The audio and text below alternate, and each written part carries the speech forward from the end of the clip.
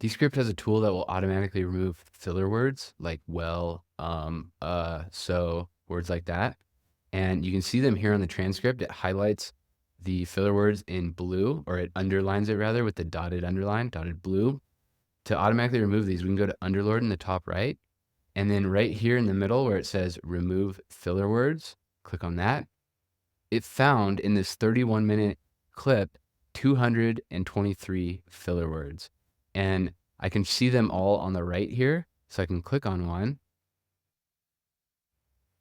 and it'll play it. It'll play a second before that filler word, the filler word itself, and then a second after, so you can see it in context if that's actually the change you want to make.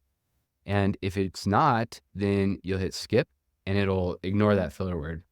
And then it bumps me to the second one, this word And ums and uhs are almost always going to go. So I could play it, but if I want to remove it, I'll just hit remove, and you can see it's now gone from my transcript. And as soon as I remove it, it automatically goes to the next filler word, which is the word so. So it has the current filler word I'm looking at highlighted in yellow, and then all the rest on this list, or excuse me, the current one is orange. All the rest on the list are in yellow. But by default, it's going to delete it, which if you saw my video about delete versus ignore, it's going to remove it from the transcript and from the video, as opposed to ignore, which will delete it from the video, but it'll just strike it through on the transcript so you can maintain awareness that you got rid of it. And that is my recommended way to do it, is to ignore. But just for the sake of completeness, I'm going to explain the others. Delete and replace with gap will delete it from the transcript and the video. And in its place, if it was a 1 second filler word, it'll replace it with 1 second of silence and black if it's a video. It'll just be a blank screen and silent in the exact amount of time of that filler word you replaced.